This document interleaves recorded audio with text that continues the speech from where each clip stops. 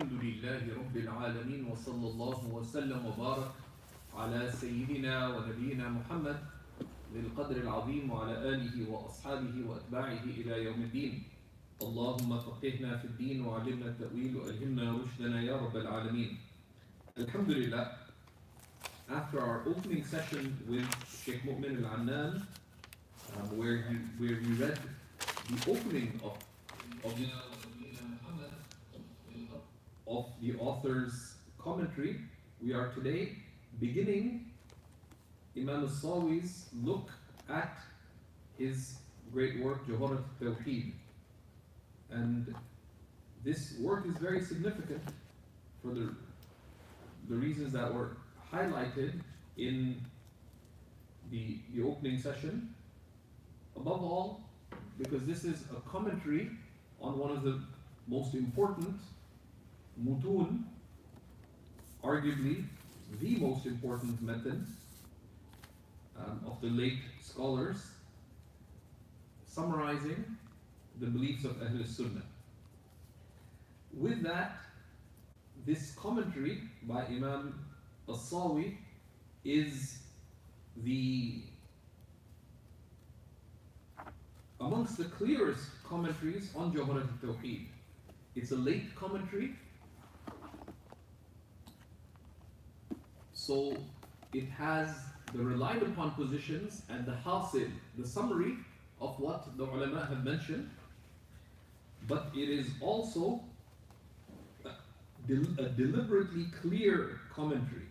The author, Imam Ahmad ibn Muhammad al-Maliki al-Sawi, died in the year 1241, so exactly 200 years ago by the Hijri calendar.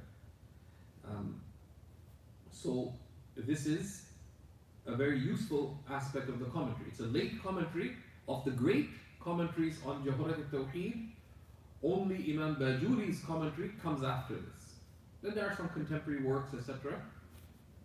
But of the great commentaries on Jawhara Tawheed,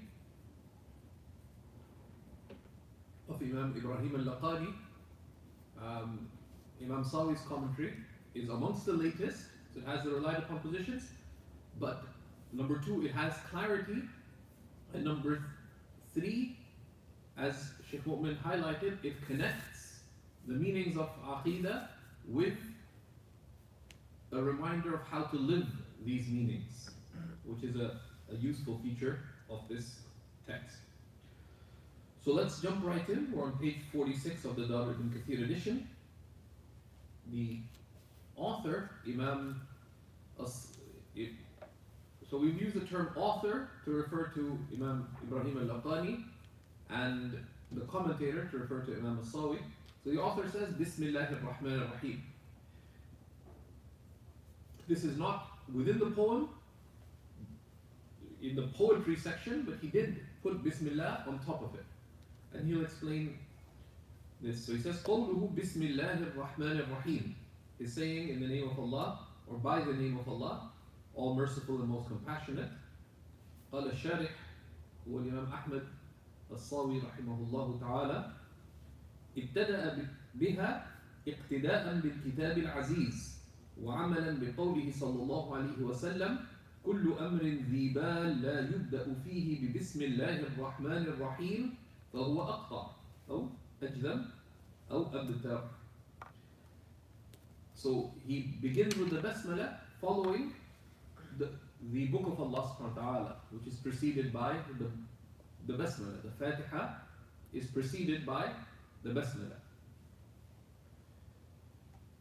And there are different madhabs. In the Shafi'i school, the Fatiha is a part of the beginning of every chapter of the Quran, except for Surah At-Tawbah, Surah Bara'ah, the 9th surah of the Quran. In the Hanafi school, the Basmala is not part of the beginning of any chapter of the Quran, but it is a singular verse that has been revealed to signify the beginning of one surah of the Quran and the ending of the one that came before it, with the exception of Surah Bara'ah, because it's understood that it does not begin with Bismillah ar-Rahman ar-Rahim. but its presence there is undisputed. So اقتداء بالكتاب العزيز, and acting upon the words of the Prophet sallallahu alaihi wasallam, كل أمر ذي بال, every matter of importance. ذي بال is something that has أهمية, something of anything of importance or significance. لا يبدأ فيه ببسم الله الرحمن الرحيم, that is not begun in the name of, by the name of Allah, most merciful and compassionate. And then there's varying narrations. فهو أقطع, it is cut off. أو أجذم, or it is deficient. أو أبتر, and بتر is القطع, it's also cut off. والمعنى ناقص وقليل البركة, means it is deficient and lacking in blessing. So there's an obvious question that arises. in قلت, if you were to say إن هذا الكتاب شعر وقد قال العلماء لا يبدأ الشعر بالبسملة, that this book, the poem Jawhara al-Tawheed, is poetry, and the ulama said that poetry is not begun in the name of, with the basmala, with Bismillah ar-Rahman ar-Rahim. أجيب, the answer is given بأن الشعر الذي لا يبدأ بالبسملة هو محتوى على مدح من لا يجوز مدحه, that the poetry that is not begun with the basmala is disliked or impermissible poetry, is that which is the poetry that contains praise of those not permitted to praise. أو ذم من لا يجوز ذمه, or the blame or the reproach of those not permitted to reproach. Why? Because one of the key, poets needed jobs, and the key source of funding for poets was rulers. So the poets would be like the ministers of propaganda for governments, for rulers.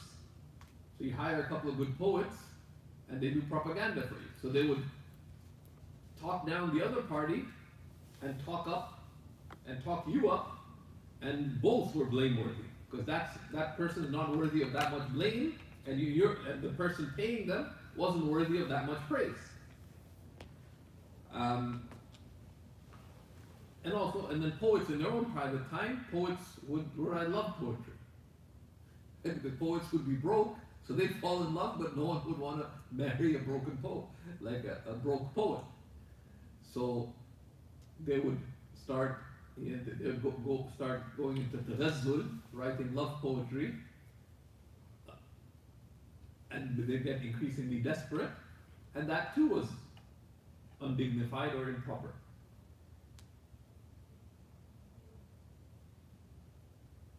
So that's the kind of poetry that is censured.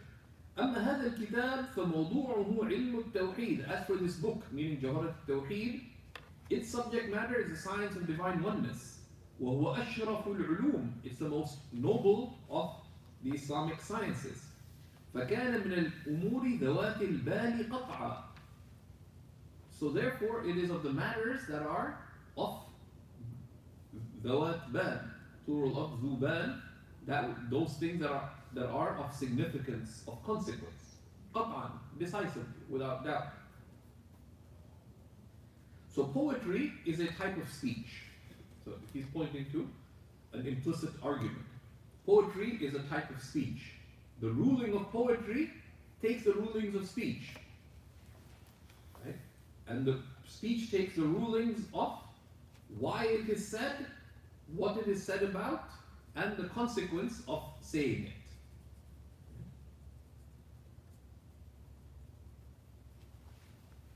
But then you'll notice something. He puts Bismillah ar-Rahman ar-Rahim in the poem on its own, and then begins the poem. So he says, وَأَفْرَدَ الْبَسْمَلَةَ عَنِ الشِّعْرِ. He separated the basmala from the actual lines of poetry. وَلَمْ يَأْتِ بِهَا نَظْمًا. And he didn't incorporate it into the poem. كَمَا فَعَلَ الشَّاطِبِي. As Ash-Shatibi did, right? And this is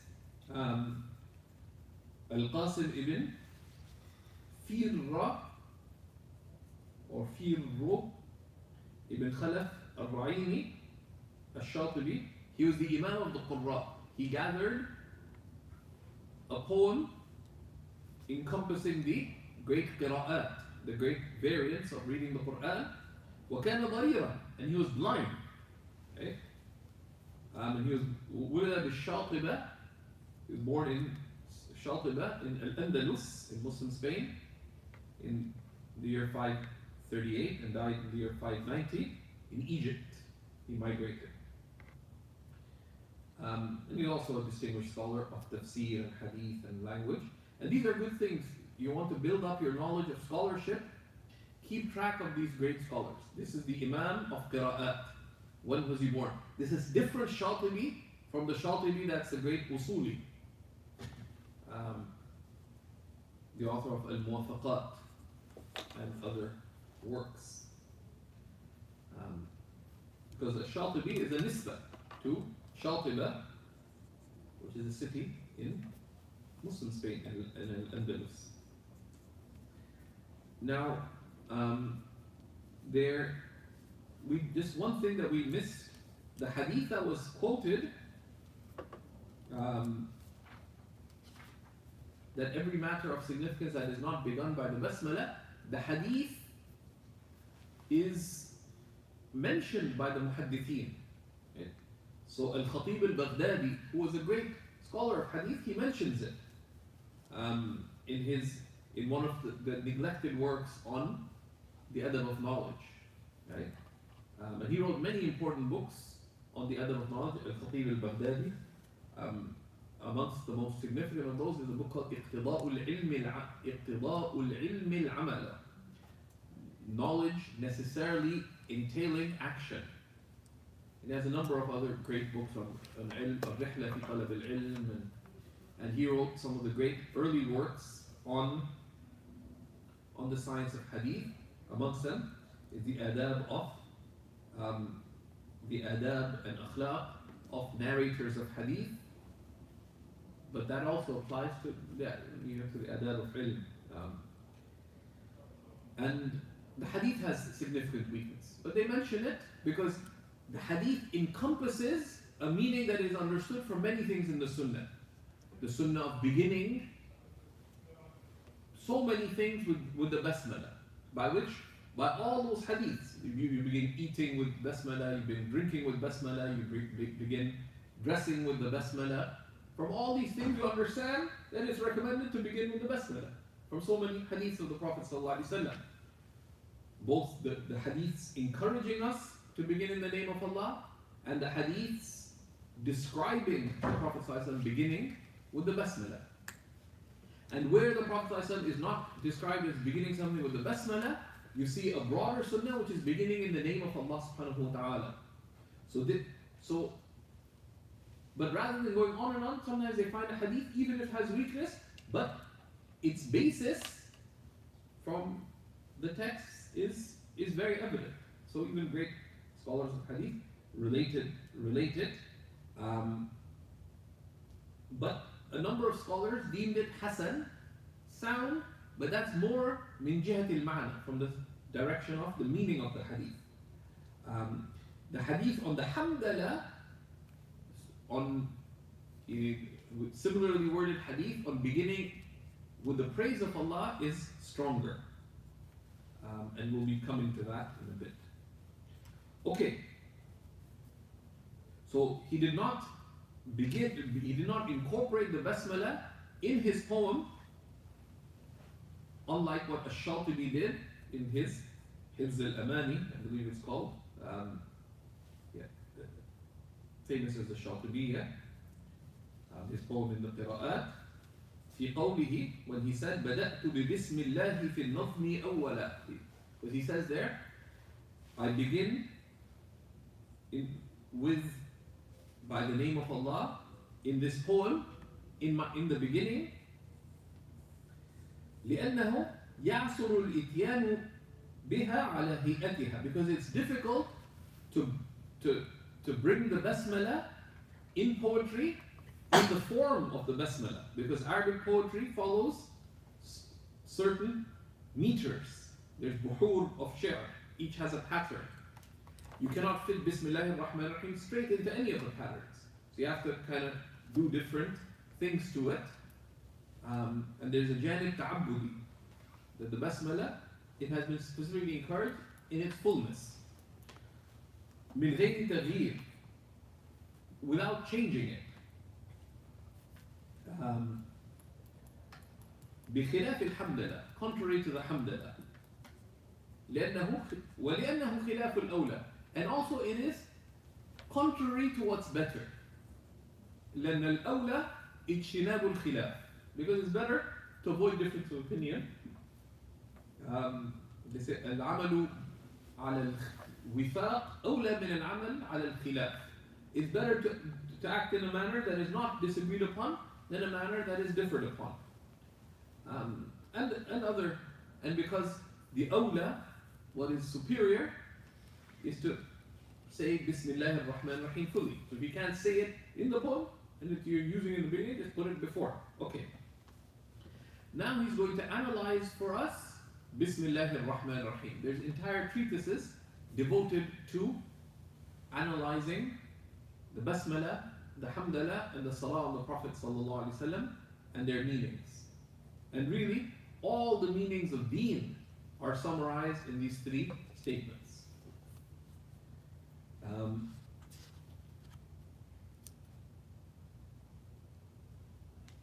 Right?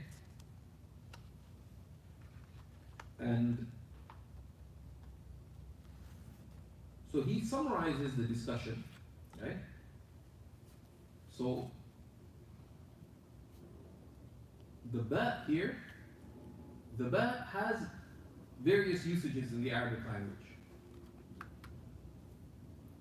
So he summarizes the discussion, doesn't go into the different possibilities and who said what, etc. He says, وَالْبَاءُ لِلْإِسْتِعَانَةِ. The ba here is for reliance. Okay? Reliant upon the name of Allah, meaning seeking assistance in. And there's some objections to this insofar as when you seek assistance in something, you make it a tool. But no, that applies to the relative things, not the absolute.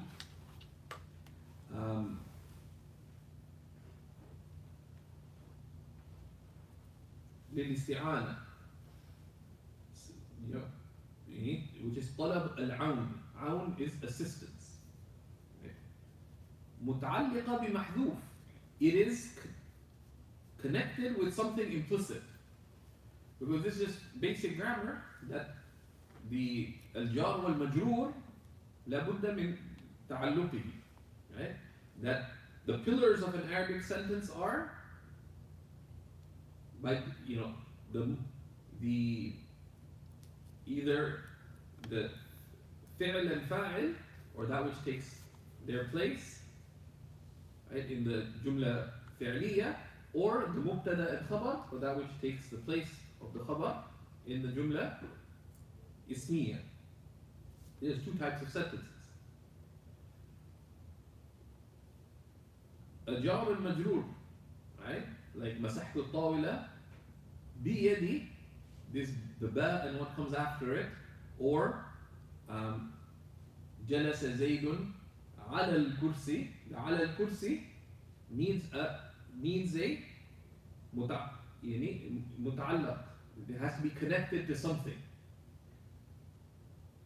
So the fascinating thing is, where is the sentence in Bismillah ar-Rahman ar-Rahim? The whole sentence is implicit. It's amazing, right? So most people say it, and they're, as Sayyidina Ali said, الناس نيام. People are completely asleep. Why? Because where is the statement? Where is the sentence that is being said? أين الكلام؟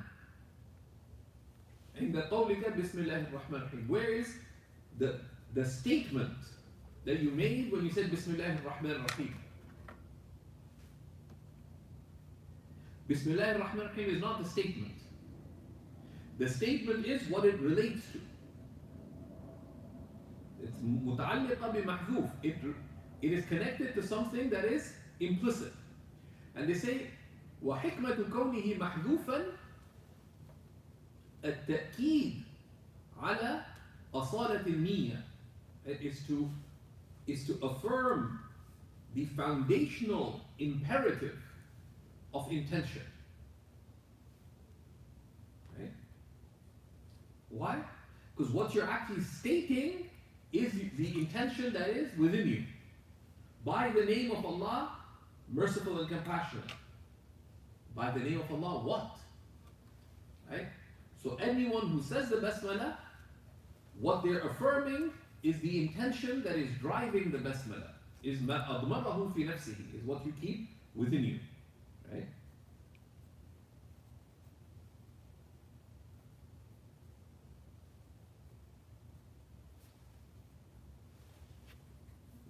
Yeah. So would it be like bad adab to say, or is it okay to say that the basmala is not a complete sentence? Only ta'liman. It is a complete sentence, but it's a complete sentence.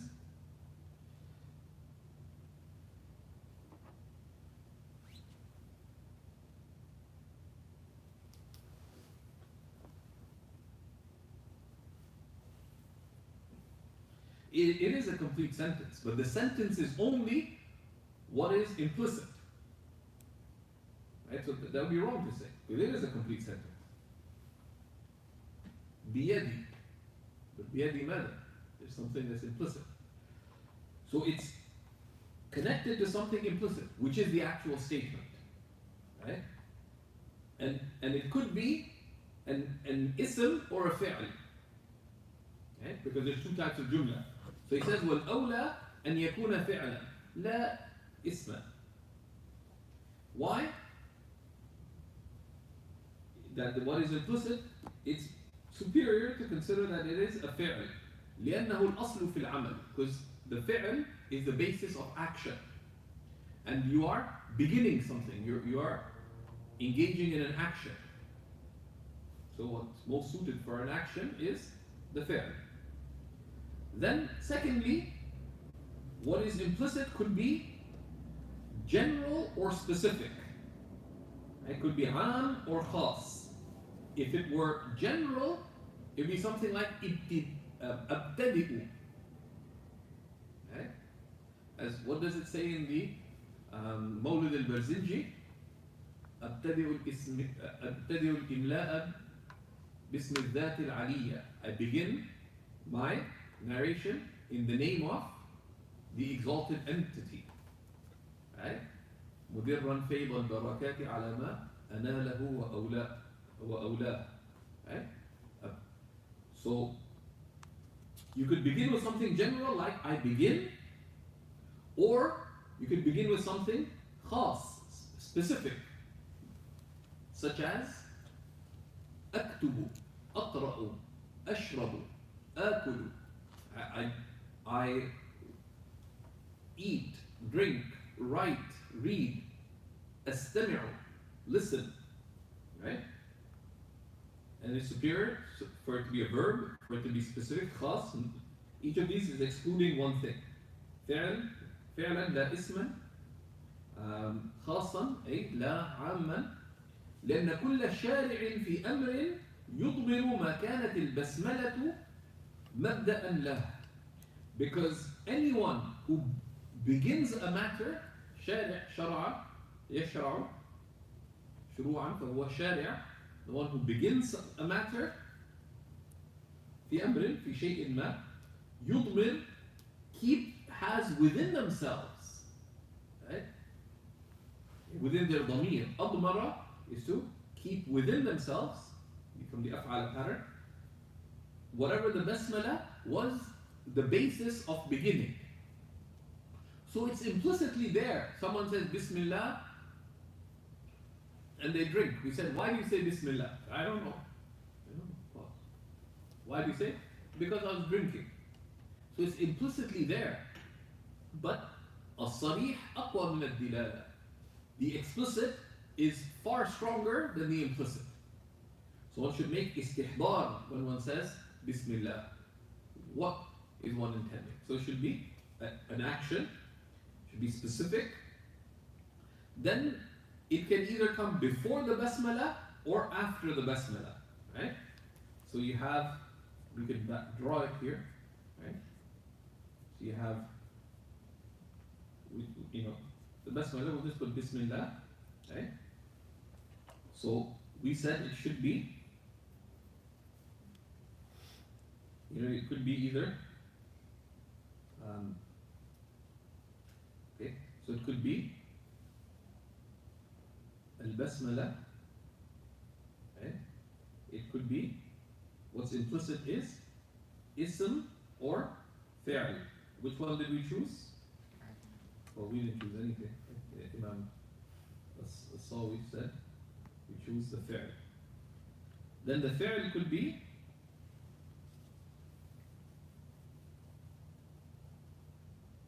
am, or it could be khas.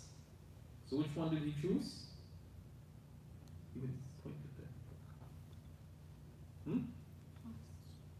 Yeah, he chose the khas, right? And then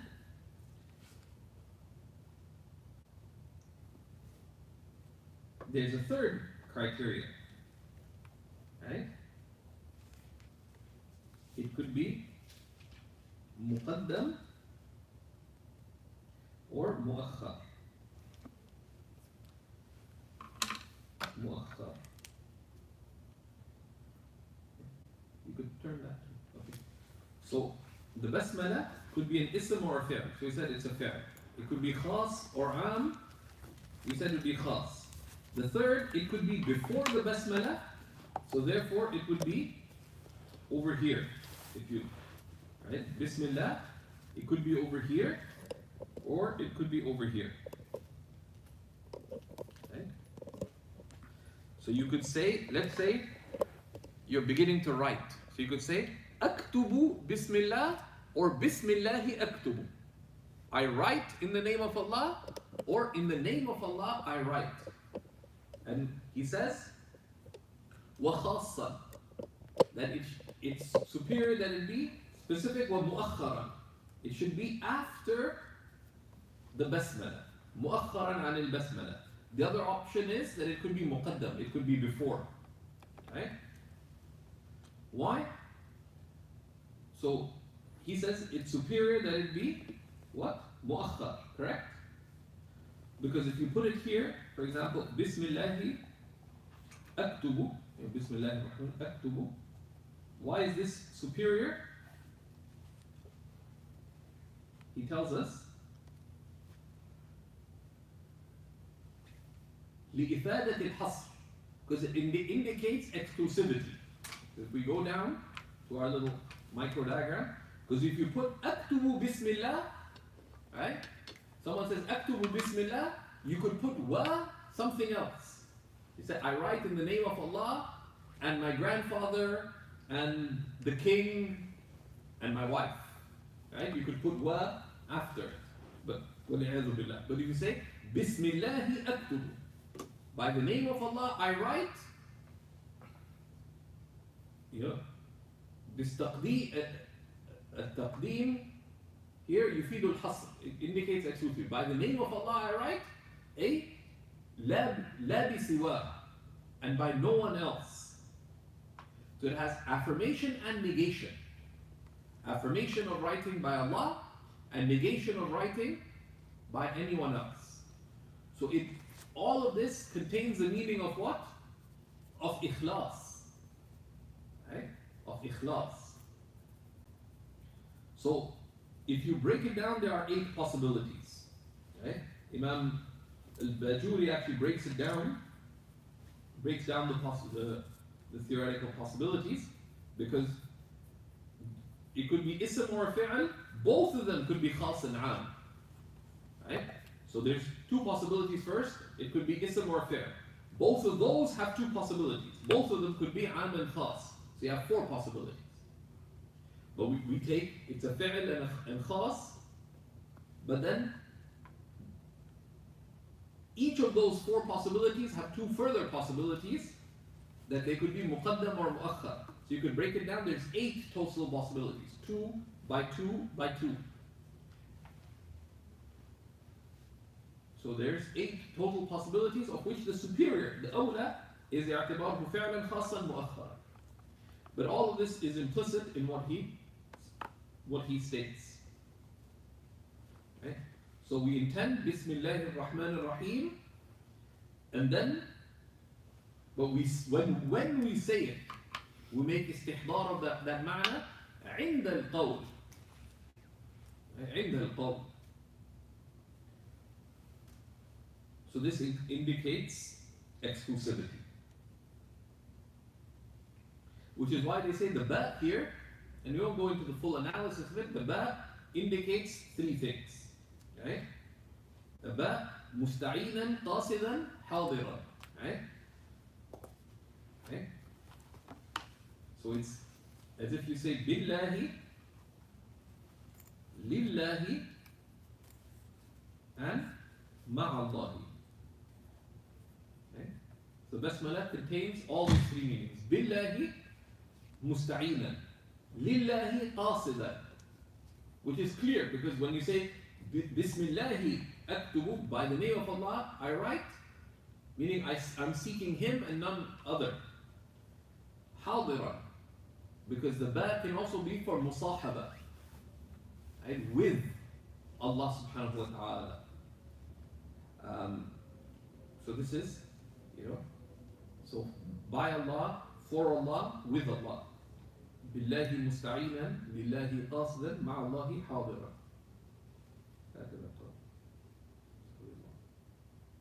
Okay.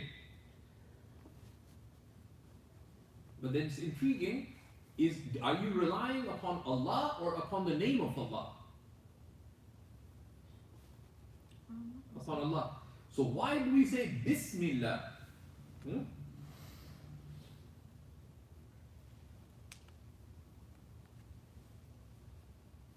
There are many reasons. One is هذا للتعظيم, that is أبلغ.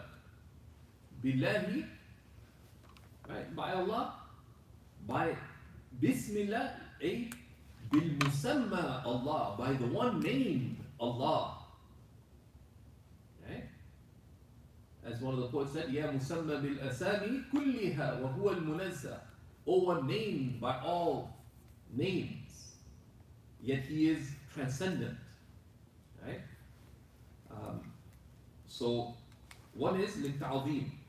Right? Bismillah, this is يفيد التعظيم.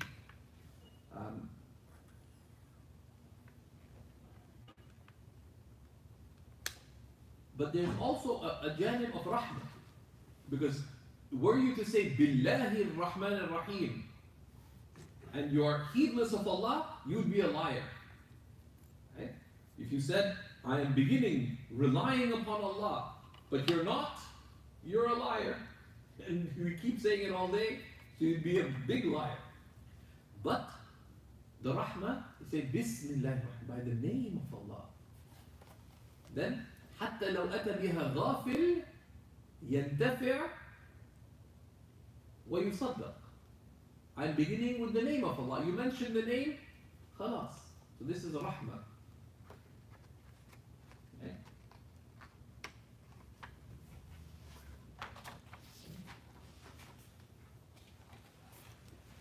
So وإضافة اسم إلى لفظ الجلالة من إضافة العام للخاص. Ascribing ism to the divine name is from ascribing the general to the specific. By the name is general, Allah is specific. لأنه يعم لفظ الجلالة وغيره, because ism encompasses the لفظ الجلالة, the name of majesty, Allah, and other than that. من باقي الأسماء الواردة, of the other transmitted names. وسيأتي, and it will come later,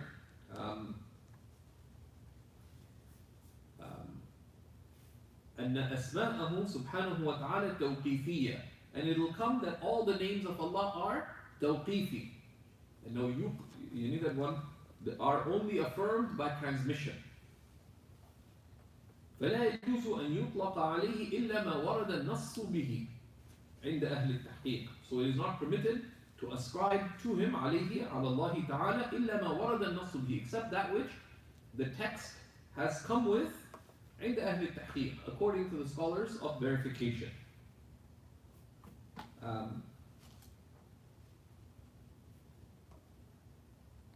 Now, why does it say Bism Allah? Right? Why not mention one of the other names? So he says, وَإِنَّمَا خُصَّ فِي الْبَسْمَلَةِ لَفْظُ الْجَلَالَةِ, that in the Basmala, the specific of the divine name, the name of majesty, Allah, was mentioned. لِأَنَّهُ الْإِسْمُ الْجَامِعِ, because it is the encompassing name. لِكَوْنِهِ مَوْضُوعًا لِلذَّاتِ الْمُتَّصِفَةِ بِكُلِّ كَمَالٍ, because this name is affirmed for the entity that is characterized بِكُلِّ كَمَالٍ, الْمُتَّصِفَةِ بِكُلِّ كَمَالٍ. This is a personal name for the entity that is characterized مُتَّصِفَةِ وُجُوبًا, necessarily, with every attribute of perfection. الْمُنَزَّهَةِ عَنْ كُلِّ نَقْصٍ, that is transcendent from every blemish or imperfection. المتصفة يعني وجوبا, necessarily. بكل كمال المنزه عن كل نقص, ولذلك كان هو الاسم الأعظم عند أهل التحقيق. This is why it, meaning the divine name Allah, is the greatest name عند أهل التحقيق, according to those of realization. There's various ways one could discuss what is the greatest name. And Maulana Ruhani al-Bazi, a great scholar of Lahore, wrote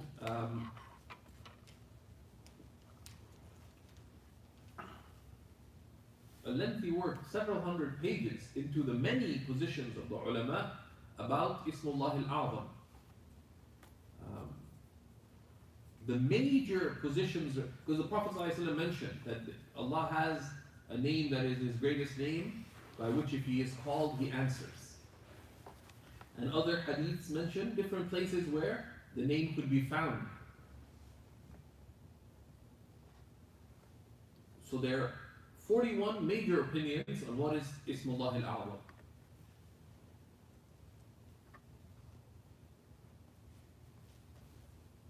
The most significant difference of opinion regarding it, the position taken by Imam al-Nawawi, is that the Ismullah al-A'zam is Al-Hayyu al-Qayyum, the living, the all-sustaining, Al-Hayyu al-Qayyum, the name mentioned in Ayat al-Kursi, because if you look at it min jihat al-riwayah, you look at it in terms of what is narrated about where you can find the greatest name, the common thread is that those verses contain, those texts contain Al-Hayyu al-Qayyum, the living, the all-sustaining. But according to the strongest position is the most simple, that the greatest name of Allah is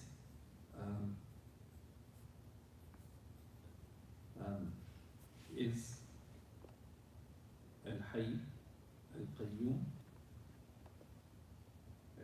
Is the greatest name of Allah is Allah, right? And the Ahl al-Tahqiq. Imam Abdul Qadir al-Jailani rahimahullah was asked, is Allah is the divine name Allah the greatest name of Allah? He said yes, but on condition that you mention it with nothing in your heart besides Allah.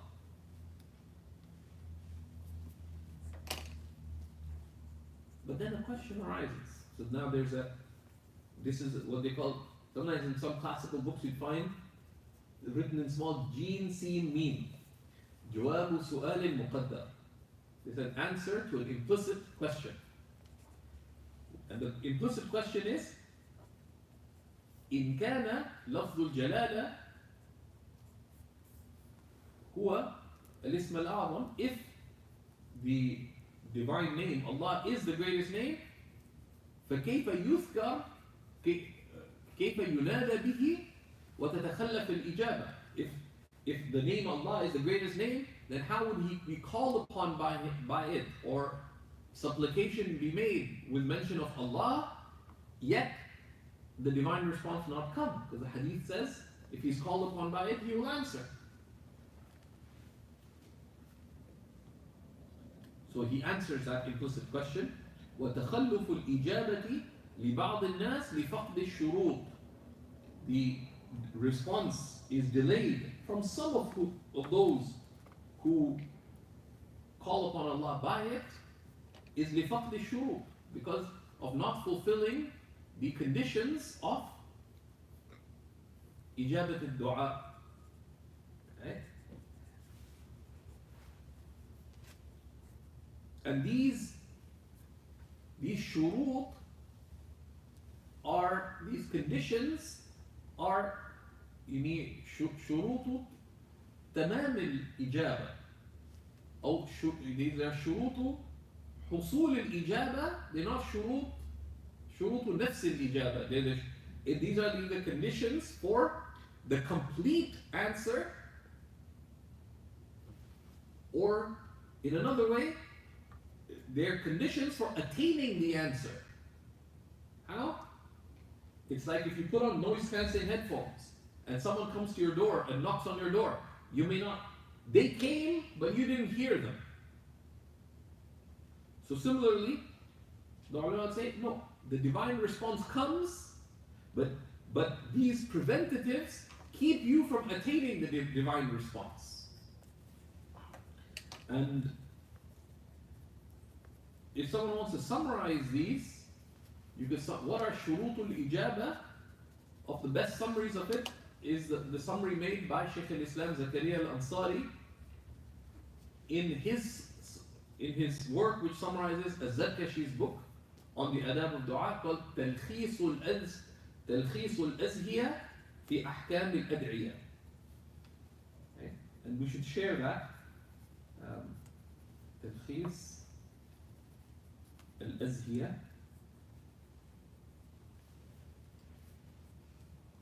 لشيخ الإسلام. أقول شيخ الإسلام meaning Zakaria al-Ansari.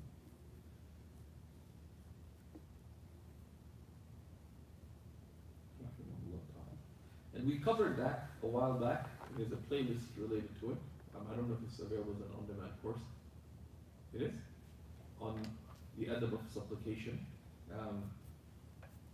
But he has a brief section where he summarizes and he puts it beautifully, that dua has arkan, if found, you have called upon Allah, it has, he structures it very beautifully.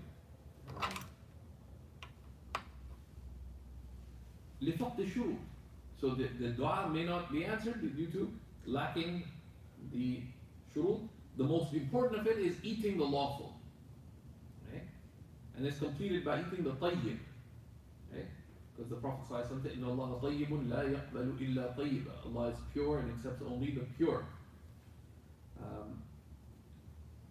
So he mentioned that in the footnote, أكل الحلال, because the hadith, إِنَّ اللَّهَ طَيِّبٌ لَا يَقْبَلُ إِلَّا طَيِّبًا.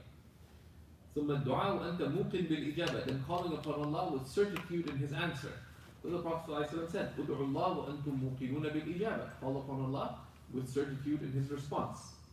Okay?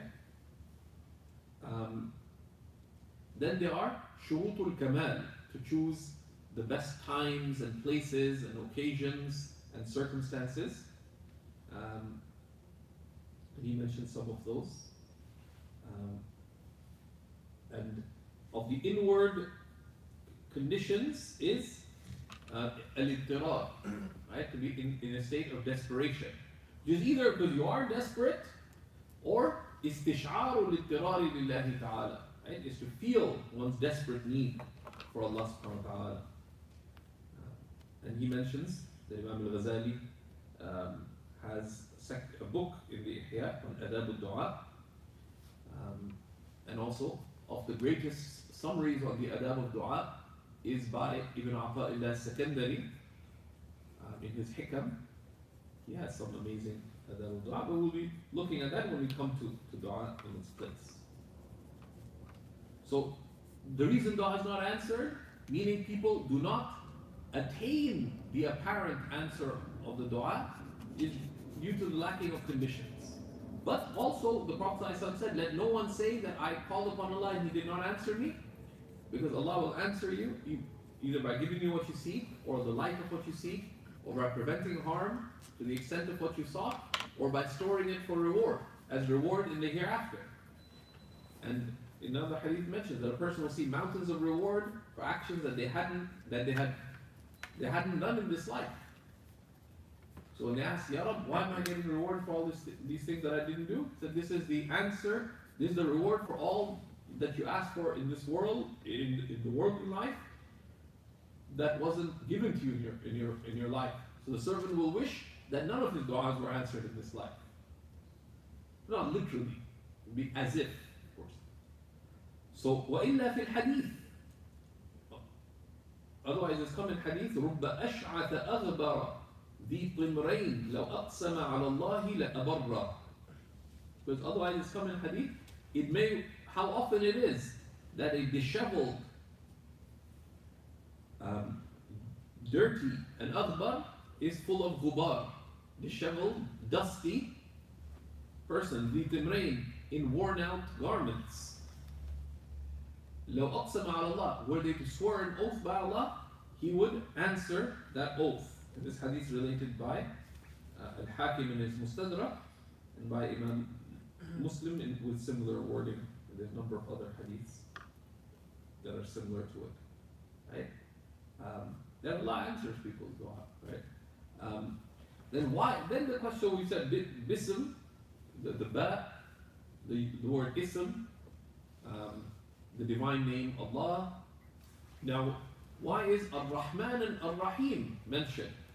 Why does it say Al-Khaliq Al-Bari? Right? The creator and fashioner. Right? Why doesn't it say Al-Qawi Al-Qahar, the power, the strong and overwhelming? وَخُصَّ Ar-Rahman Ar-Rahim, and these two names were specified in the Basmala لأنهما مظهر النعم الدنيوية والأخروية, because they are the manifestations of blessings, worldly and next worldly. A madhar, they are the manifestation. Right? Allah subhanahu wa ta'ala tells us, Ar-Rahmanu ala al-arsh istawa. It is the encompassingly merciful who's established on the throne. So Allah has chosen eternally of His great wisdom that the basis of His dealing with His creation is Rahmah. Existence is Rahmah. Life is Rahmah. Everything beyond that is Rahmah. Right? So then,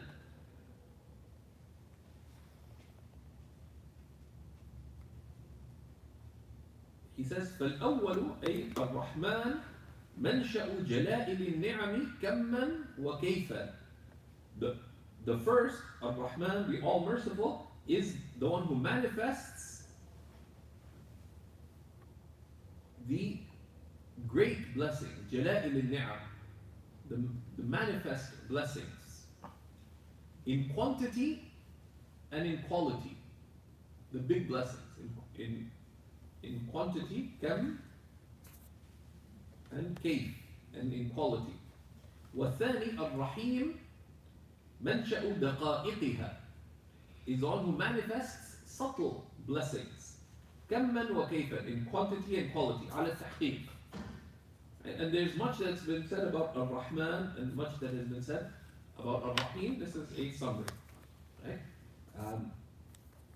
That Rahmah is al-in'am.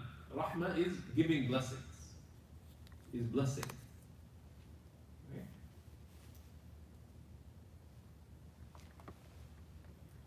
And one is manifest blessings, the other is subtle blessings.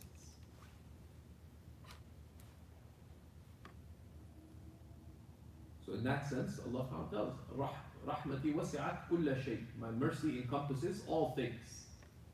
Okay, because all things, the very fact that وعندنا شيء هو الموجود. The position of Al-Sunnah is a thing, is something that exists. So anything that exists, Allah's mercy encompasses because He has created it and He is sustaining it.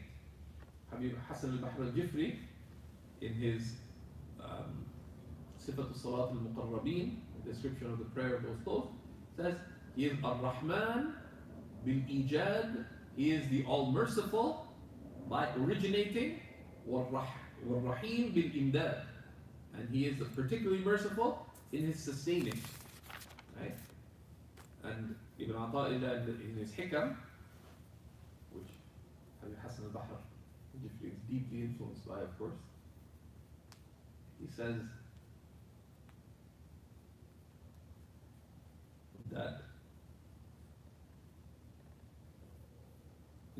نعمتان لا ينفك عنهما موجود قط. There are two blessings that nothing in existence is ever cut off from. نعمة الإيجاد, the blessing of being originated, ونعمة الإمداد, and the blessing of being sustained. Allah subhanahu wa ta'ala, كُلًّا نُمِدْ, all do we sustain, says Allah subhanahu wa ta'ala. هؤلاء وهؤلاء, these and those. من عطاء ربك, from the giving of your Lord. And the giving of your Lord, it cannot be encompassed. Okay, so to continue with the text, he says, وَلِحْتِوَائِهَا, أي لِحْتِوَاءِ الْبَسْمَلَةِ, and because it encompasses, because the basmala encompasses, على الاسم الأعظم, upon the greatest name of Allah, وعلى الاسمين اللذين بهما منشأ النعم الدنيوية والأخروية الحسية والمعنوية. So because the basmala contains Allah's greatest name, and it contains the two names that are the basis of the manifestations of all blessings, both worldly and next worldly, both tangible and intangible, both material and spiritual, material, tangible and meaningful. كانت أي البسملة جامعة لمعاني القرآن. Because of this, the basmala encompasses all the meanings of the Quran. الذي جمع الكتب السماوية, and the Quran, as the Quran makes clear, gathers the meanings of all revealed books. Okay? Why? لأن معنى القرآن انحصر في بيان كمالات الله تعالى, because the meaning of the Quran is encompassed in expositing the perfections of Allah Most High, وبيان ظهور رحمته, and to manifest and to exposit, to explain the manifestness of His mercy, وتصرفاته في خلقه, and His engaging in His creation, in and with His creation, dunya wa ukhra, in this life and in the next. وقد احتوت البسملة على ذلك, and the basmala contains all of that. When we say Allah, you've affirmed الذات المتصفة بكل كمال, you've affirmed the entity that contains all perfections, المنزهة عن كل نقص, the one free of every blemish.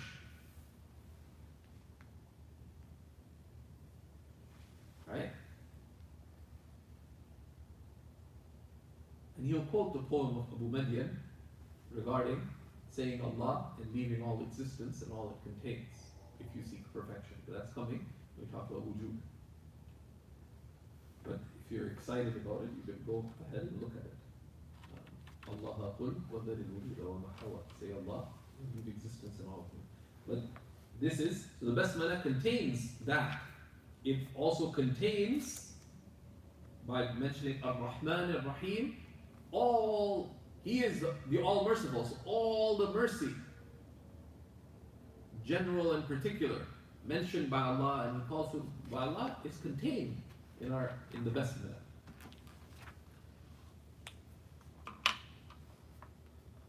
Now, there's been a lot of discussion about this. People have written entire works. I have a book in about 400 pages that has 4 treatises on the Basmala. Many scholars. Al-Sabban, Al-Mallawi, Al-Khadimi, Shaykh al-Islam Zakir al-Ansari, Al-Zarkashi, Al-Bajuri, Al-Fudali, Al-Sabban. Many people wrote complete treatises just on the Basmala. Okay. One work has gathered 4 of those treatises. But he says, وَتَفْصِيلُ ذَلِكَ, the details of this, you can say, is in all the books. And the larger the book is, the more it tends to talk in the beginning about Bismillah, and likewise about Alhamdulillah, Salah, and Salam. But he doesn't say وَتَفْصِيلُ ذَلِكَ فِي الْمُطَوَّلَاتِ, the detail of the reality of the meanings of the Basmala, he doesn't say it's in the longer books. He says وَتَفْصِيلُ ذَلِكَ عِنْدَ أَهْلِ الْبَصَائِرِ, the detail of that, the detail of the realities of the Basmala are with the people of spiritual insight. There's one thing to have mental knowledge of things. The people of insight are those who behold the outward meanings in their state. They have now internalized the points of knowledge such that صار العلم عندهم عيانا. Right? Knowledge has points of knowledge are beheld by them. Okay? That is basira, that, and يصير العلم عيانا. It's for knowledge to become a reality of insight. Okay? And the commentator here, the footnote, and the commentator, of course, Shaykh Abdul Fattah Bizm, is a respected scholar of Damascus. He's of those who took from Shaykh Salih Farfur, the founder of Ma'had al-Fath, and he's one of the most senior of the students of Shaykh Adib al-Kallas and Shaykh Abdul Razak al-Halabi, rahmatullahi ta'ala al-Jamia. He's still alive. He was the Mufti of Damascus. He was the rector of Ma'had al-Fath. So it's worth reading what he has to say here in the footnote. He says, وَيَزِيدُ الْإِمَامُ الْبَاجُورِ رَحِمَهُ اللَّهُ تَعَالَى, Imam al-Bajuri adds على ذلك ومعناها الإشاري, the meaning of the Basmala by way of indication is بي كان ما كان, by me, by Allah, all that was, وبي يكون ما يكون, and by me, all that is, or all that shall be. وحينئذ يكون في الباء إشارة إلى جميع العقائد. Thereby, there is in the ba of Bismillah ar-Rahman ar-Rahim an indication to all the points of belief. لأن المراد بي وجد ما وجد, because what is entailed is, by me exists all that has existed. وبي يوجد ما يوجد, and by me shall exist all that shall exist. ولا يكون ذلك إلا من اتصف بصفات الكمال, and that is only through the one characterized by all attributes of perfection, وتنزه عن جميع صفات النقصان, and who is exalted beyond all attributes of imperfection. تحفة المريد, which is Imam al-Bajuri's Hashia on Jawhara al-Tawheed. It's a trick question. What's the name of Imam al-Bajuri's Sharh on Jawhara al-Tawheed? And the reason it's a trick question, because it's not a Sharh, it's a Hashia. That's a separate point. تحفة المريد على جوهرة التوحيد.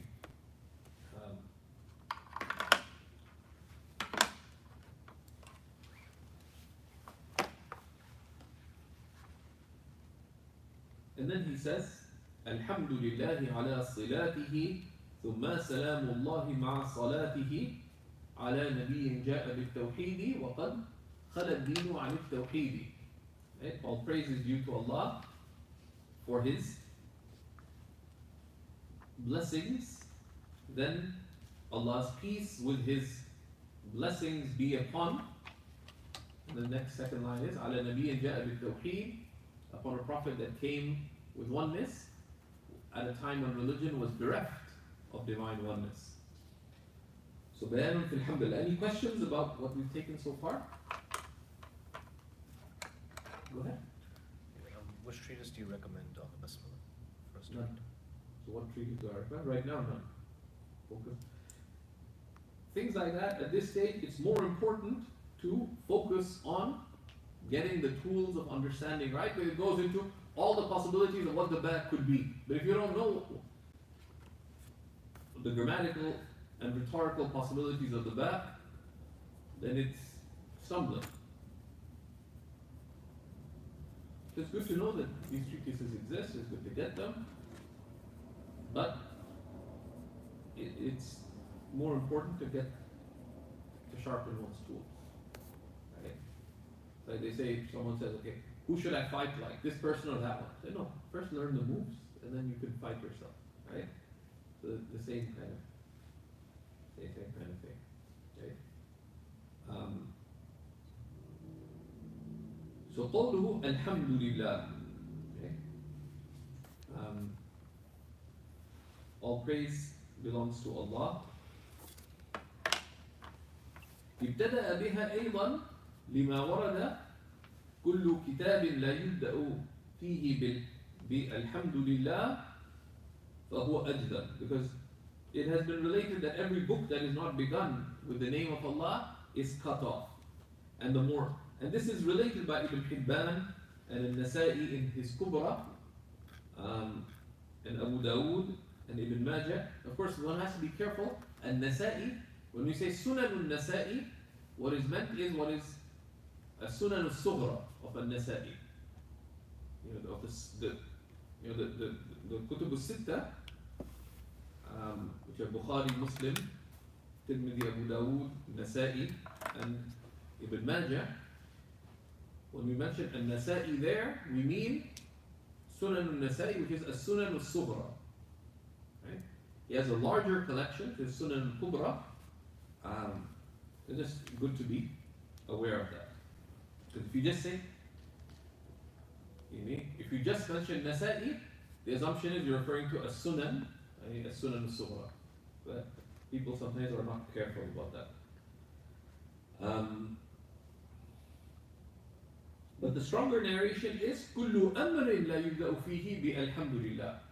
Every matter that is not begun in the name of Allah is mentioned by the author, and that hadith was deemed sound by An-Nawawi and others. Just a point of method, Imam al-Suyuti collected a work called Al-Jami' al-Saghir. He gathered 10,000 hadiths of the beloved Messenger sallallahu alaihi wasallam, arranged them alphabetically. These are all spoken hadiths of the Prophet sallallahu alaihi wasallam, not the descriptive hadiths of the Prophet ﷺ, describing his actions or describing him. Just these spoken hadiths of the Prophet, 10,000 of them, Al-Jami' al-Saghir. And there are rumuz. He used abbreviations for the referencing, but he used abbreviations for the strength of the hadith. So Sahih, Da'if, Mawdu'. But it appears that the scribes got it wrong. That there was a lot of scribal errors related to that, number one. And number two, he kind of put that quickly. So the fact that Imam al-Suyuti deemed a hadith strong in Al-Jami' al-Saghir وَرَمَزَ إِلَى حُسْنِهِ, by the standards of hadith, it doesn't have much weight at all.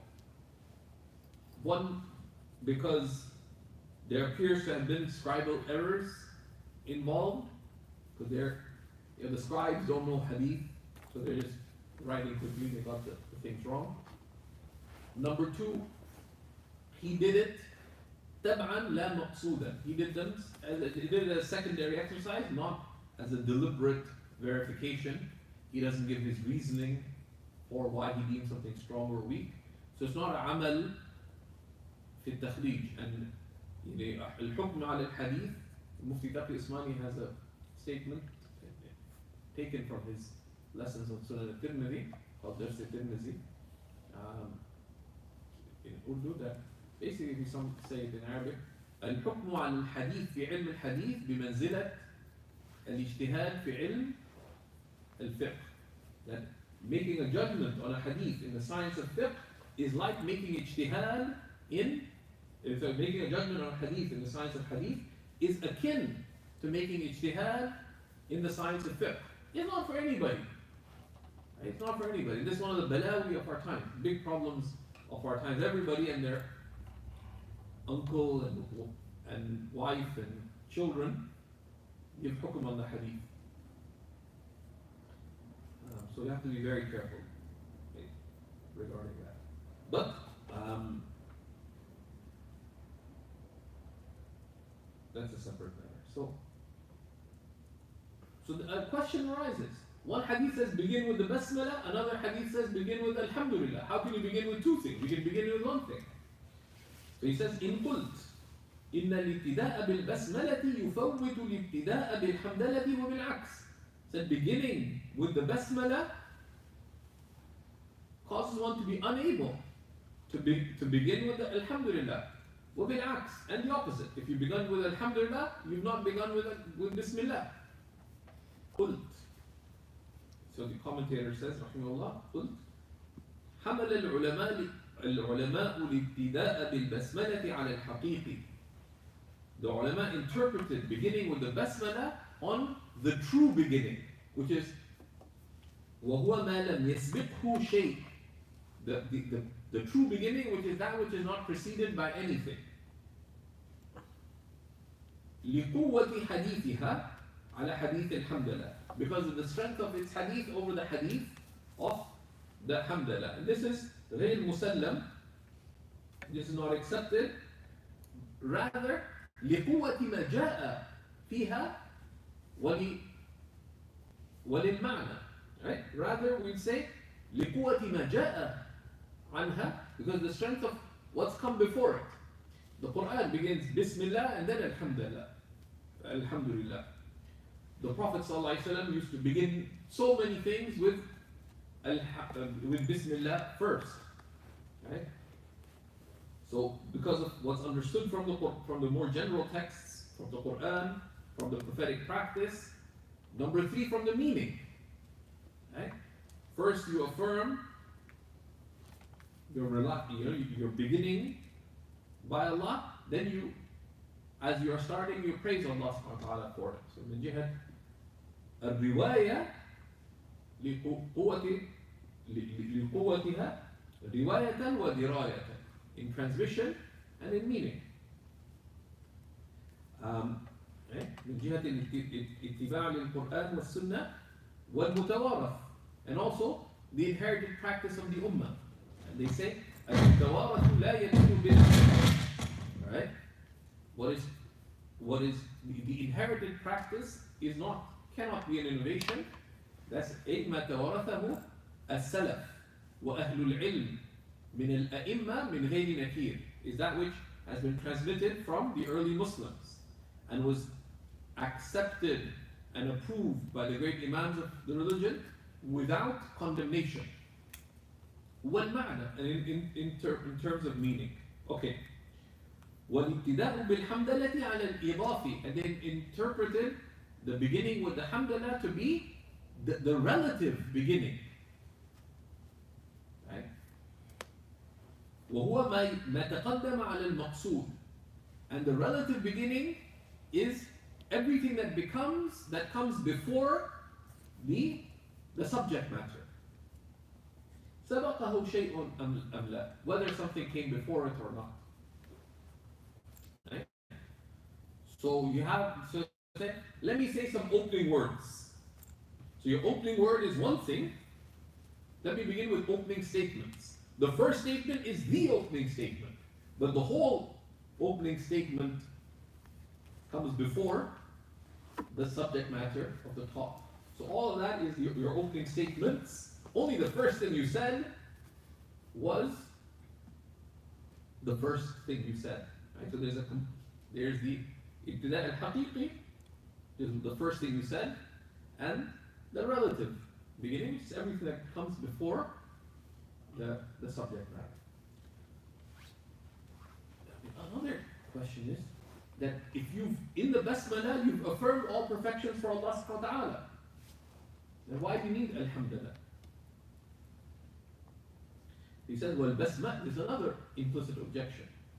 والبسملة إن كانت تغني عن الحمدلة, the basmala, in the fullness of its meaning, even if it would free you of need of alhamdulillah, saying alhamdulillah, من حيث وجود الثناء فيها, insofar as it contains the praising of Allah in it, إلا أن مراعاة الاقتداء بالكتاب العزيز أتم, except that taking care to follow the noble book of Allah is more complete. That's one of the meanings, right? Al-ittiba'. And then also الصريح أقوى من الدلالة. The explicit is stronger than what is understood by inclination.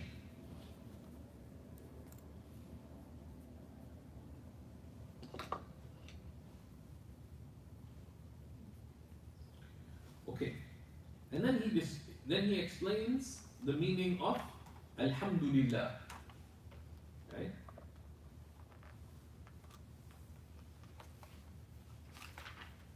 Any questions so far? Any questions on that? So he begins with Alhamdulillah. So Alhamdulillah, he'll break it down. What is the meaning of of Hamd? And then the Lam, of Lillah, the Lam, we already talked about the divine name. Sorry, I didn't catch the full part, but when he said قُلْتُ حَمَلَ الْعُلَمَاء and he went on about the basmala and it being haqiqi, did we agree completely with this? Yeah. Okay. Yeah, so the ibtida' al-haqiqi is what you say first. The ibtida' al-idafi, the relative beginning, is everything that comes before the subject matter. Okay. Let me begin by telling you three things. So the first thing I said, that's the absolute beginning. All three things are from your beginning, because that's before I begin the main subject matter. In his Sharh on the Ihya, Imam al-Zabidi has a very nice thing right in the beginning, where Imam Muhammad Murtada al-Zabidi al-Gujarati, that there are 5 things that are praiseworthy to begin with, minimally. The Basmala, the Hamdallah, Salah on the Prophet ﷺ, and then to mention what you're writing about and why are you writing about it. Because you don't want to waste people's time. Okay?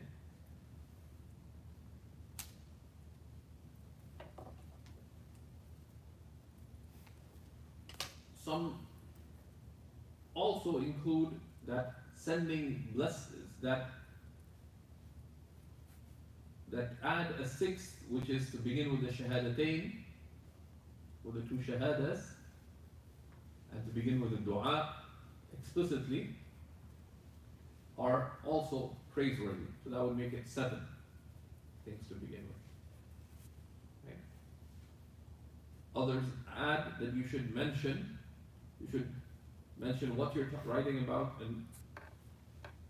and why, but also give background on what caused you to write about it. And to mention what distinguishes your work from other works. So that would make it like 9 or 10 things. And some went further, but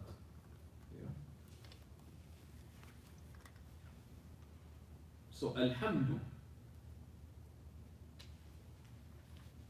There are 3 words that are related in meaning, which are Hamd and Thana and Shukr. Praise, exalting, and thanking, or being grateful. And they're related. Hamd, Thana, and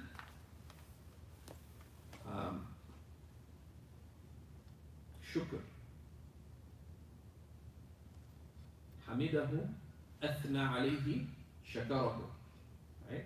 They thanked him, they praised him, and expressed gratitude to him. There's a relationship between them.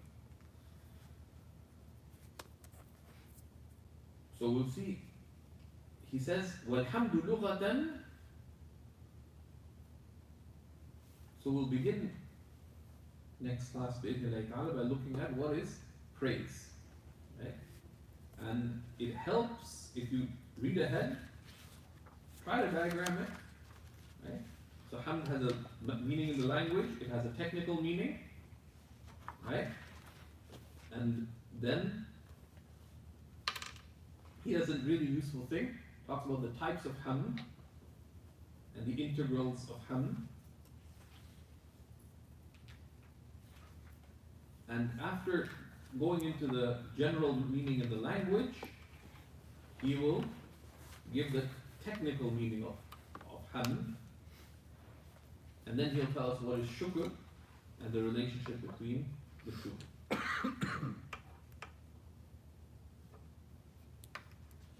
So we'll stop there today for the Sawi class. وصلى الله على سيدنا ونبينا محمد وعلى آله وصحبه وسلم. For those of you who are online, we're also starting بإذن الله تعالى إيضاح المبهم شرح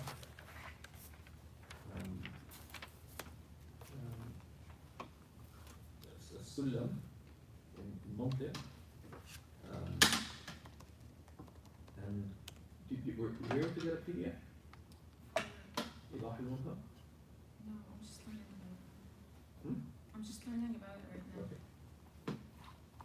I think I could find it.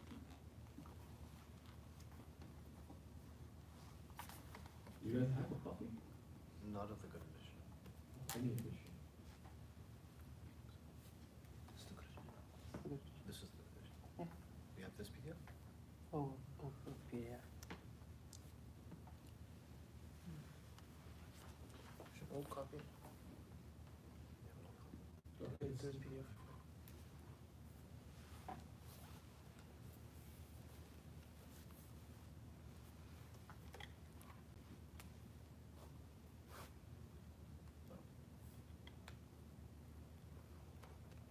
So I found a PDF. Okay.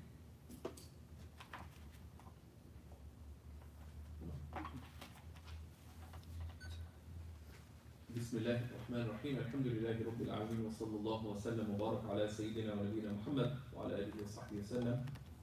اللهم لا علم لنا إلا ما علمتنا إنك أنت العليم الحكيم. اللهم علمنا ما ينفعنا وانفعنا بما علمتنا وزدنا من فضلك علما وعملا وإخلاصا يا رب العالمين. Alhamdulillah. We are beginning our reading of إيضاح المبهم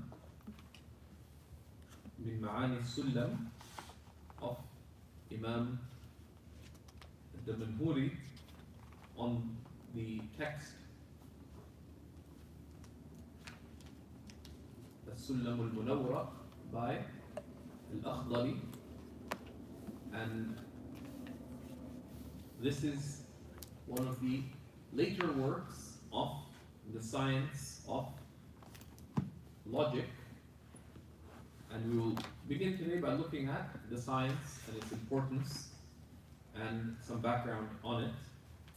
Bi'idhnillahi ta'ala. The purpose, and the author goes into it, but just to understand why we're studying it, the purpose of logic is sound thinking. The purpose of Arabic grammar is sound speech.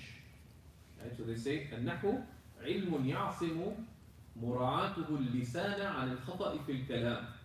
Right? Defining it, this is a purpose definition that grammar النحو علم يعصم مراعاته اللسان عن الخطأ في الكلام. Grammar is a science, or they say it's a science, or العلم بقوانين. Right? It's knowledge of some rules, principles. يعصم مراعاتها, whose upholding protects اللسان, the tongue, عن الخطأ في الكلام, from errors in speech. Right? And by protecting it from errors in speech, it ensures sound speech. Right? But errors in speech are worse than lots of good speech. Okay? Because Zubayr tells Zubayr that you look so beautiful, you're amazing, this, that, the other, but he says 10 really good things about her, but says, and you're kind of pudgy and grumpy once in a while, but I love you. Okay? So the errors in speech kind of cancel out lots of praise. You have to treat your language like that. Okay? But logic, on the other hand, is the principles of sound thinking. Right? So they define it as علم العلم بقواعد يعصم مراعاتها الذهن عن الخطأ في التفكير.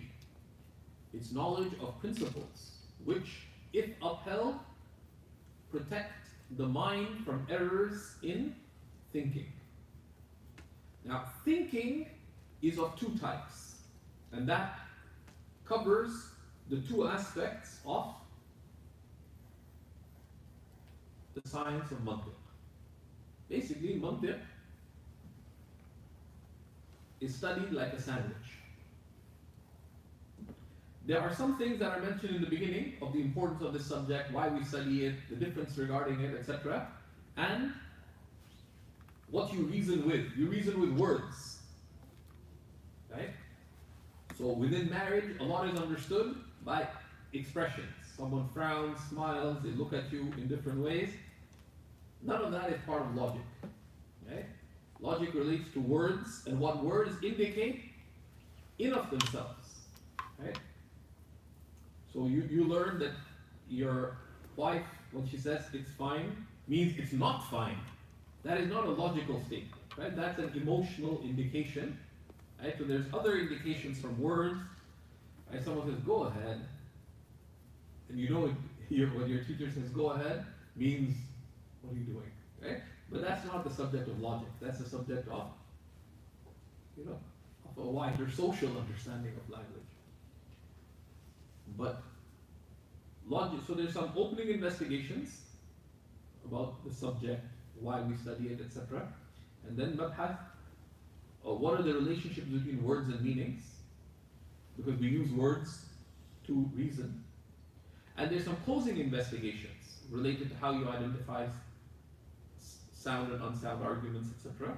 And other types of argument, because not every argument is a logical argument. Sometimes one can make an argument what's called like a jawab hakim. Right? Someone came and asked the Prophet ﷺ, Mata sa'a? When is the final hour?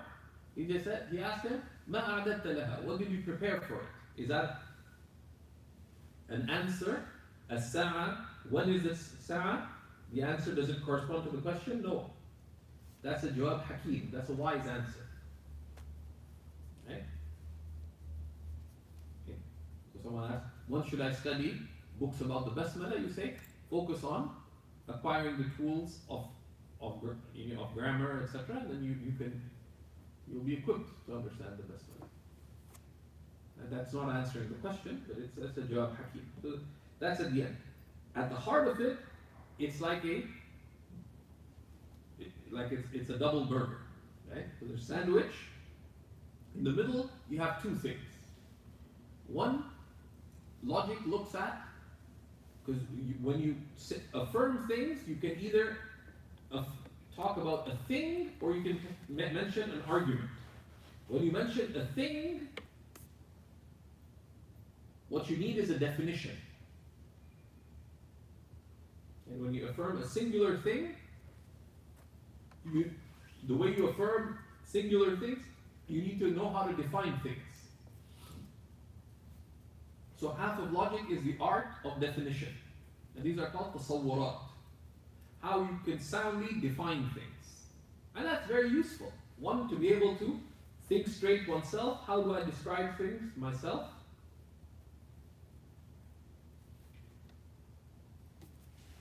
the second half of logic is sound arguments. Because there's multiple ways you can structure sound arguments. And interestingly, you could think you can make arguments in all kinds of ways. And the answer is, not really. Logically, there's only a certain number of soundly structured arguments. And if you don't know how you structure an argument, you're just fumbling in the dark.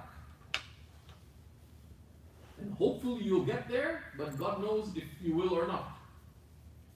Right? So this is very important. One for oneself, to be able to reason straight and to make your case. Some people think that the way to make your case is keep talking and say, okay, khalas. Saddaq, I accept. Right? You hope something will hit. And you throw the baby and the bathwater and hope something sticks.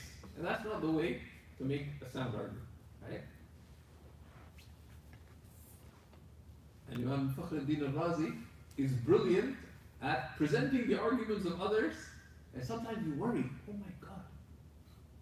Like there's one case, it's related to Ayat al-Mubahala, is the case when the Christians of the Wafd came from Najran, and they made, that's a long story, but he detailed, so some of the sects of Islam deduced wrong meanings from that incident. So Fakhruddin al-Razi goes into 10 or 12 lines detailing their argument, all that they argued about it. He demolishes it with one statement.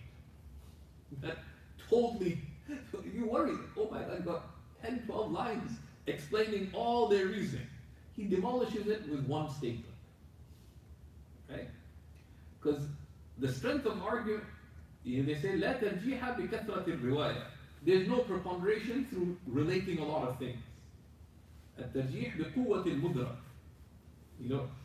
An argument has greater strength by the strength of the reasoning underlying it. So anyways, so those are the two aspects of logic. Sound definitions and sound arguments. So you can conceive of things correctly, can present things correctly, but also see when other people describe something, are they describing it soundly or not? So it protects your reasoning, but gives you the tools to identify the reasoning of others. When they talk about individual things, okay, they ask them, what is bid'ah? What is innovation? They go on and on and on. Is it a trained mind or an untrained mind? Are they thinking straight? Or are they just bluffing? And likewise with arguments. Someone presents, say, could you explain why this? They start talking, is there someone who can reason correctly, or someone who just slops on layers of stuff, hoping something will stick? That's why Imam al-Ghazali said that لا ثقة بعلم من لم يتعلم المنطق. There is no reliance. You cannot rely on the knowledge of someone who does not think according to the principles of logic. But some people are given more straight thinking minds than others, but this science helps straighten one's thinking. So that's why we'll be looking at it. And we'll be looking at the ruling of it, etc. But it's of the instrumental sciences. It's min ulum al-ala. It's of the instrumental sciences. There are classically 3 core instrumental sciences, which are, or categories of sciences. There's ilm al-nahu, right, which is grammar, and sarf is the younger sibling of nahu. They fit together, but nahu, they mean nahu and sarf, right? That's for sound speech. The second of the instrumental sciences is ilm al-mantiq, the science of logic, which is for sound thinking. But you need language to be able to think with and to present your thinking. And this the sibling of mantiq is what's called ilm al-bahthi wal-munazara, the science of research and debate. that how do you research something, and how do you present your research, and how do you make a civil argument about things, because there's principles to debate, right? And Islam is a civilization of knowledge, right? And knowledge is discussed through bahth and munadara, through research and debate or discussion, right? Not through anger and shouting. So that's the second of the instrumental sciences. So you have grammar, which is nahu and sarf. Second is logic, which is mantiq, primarily, and ilm adab al-bahth wal-munadara. The third is al-balagha, is rhetoric, right, which is the science of eloquence, because you have sound language and sound argument, but how can you make that eloquent and effective, persuasive, right? Depending on the situation. Sometimes you want to present things in the most concise way possible, but with clarity. Sometimes you want to detail it fully. Sometimes you need to appeal to emotion. Sometimes you want to use metaphor, right? And these three are all needed, but they're tools. The only use of a tool is the ability to use it. Right, so the one who can talk about the tool but can't use it is like, someone who's preparing for battle, and they can tell you everything about the sword and the spear and the bow and arrow and the types of horses, but they can't use the sword, they can't use any of the equipment, and they don't know how to ride the horse. Right? And we have to be careful in our study of grammar, in our study of logic, and when people get to it, the study of balagha, that what counts, you need to know the theory, but only, it's like knowledge in general. إِنَّمَا الْعِلْمُ لِلْعَمَلِ بِهِ, as Imam Abu Hanifa said. Okay, Bismillah. So it's an important science for students of knowledge. It's important not to get fixated with it. It's a tool. One needs to know how to use it. One doesn't get fixated with it. There's a danger to the study of logic, which is why the ulama caution not to study it too early, which is people will think that they're really smart. If you think you're really smart, then the dangers of pride, arrogance, and all kinds of qualities. So it's not good in that sense. But one needs to keep one's humility with studying like this. And part of it, realize you don't know much, right? So, but let's begin. Bismillah.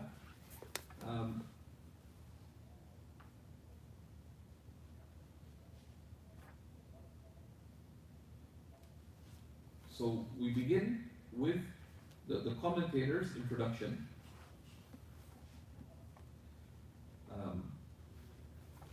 مقدمة إيضاح المبهم من معاني السلم. The introduction of إيضاح المبهم من معاني السلم. He says, بسم الله الرحمن الرحيم. In the name of Allah, merciful and compassionate. الحمد لله الملهم للصواب. All praise is due to Allah, who inspires that which is correct. Al-mulhim, the one who inspires to that which is correct. And it's called bara'atul istihlal because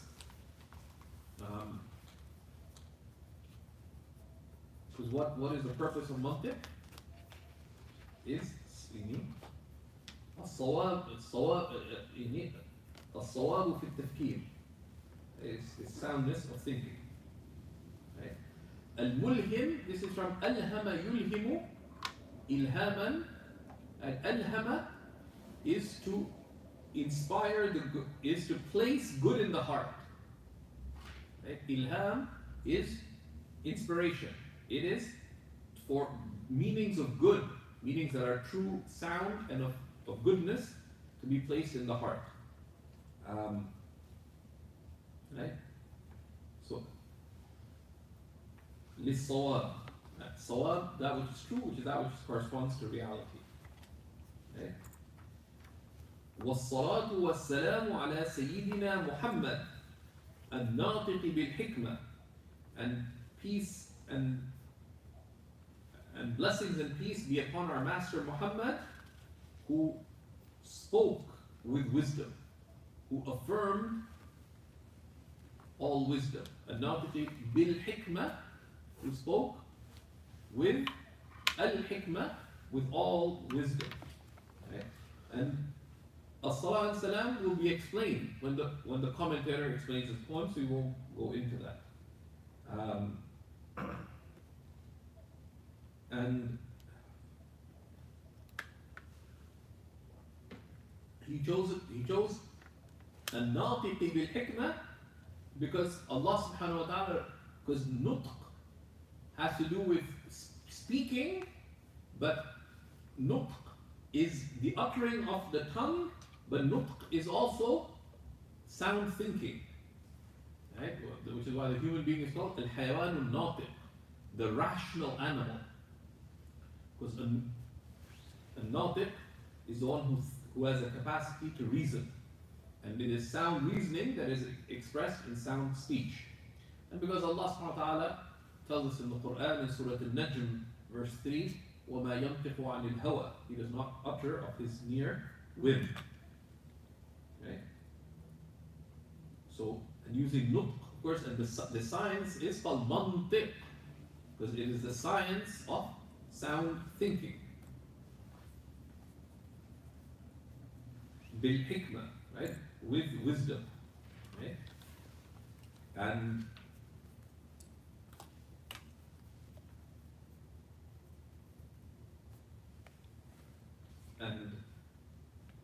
wisdom, they say al-hikmah. So Shaykh Lisan Zakaria al-Ansari defined wisdom in his work Fath al-Rahman Sharh Luqtat al-Ajlan, which is a work by al-Zarkashi, that al-hikmah is kamalul ilm wa itqanul amal. That practical, this is describing practical wisdom. Wisdom is perfection of knowledge, and perfecting action. Okay?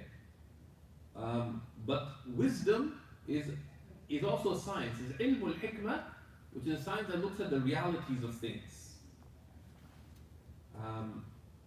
But there's a lot more to say about wisdom, but this is not the place. وَفَصْلِ الْخِطَابِ, who uttered, who affirmed. You can say nutq is who affirmed all wisdom. Right? All wisdom.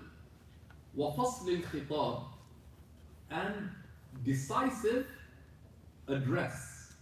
Khitab is address. Right?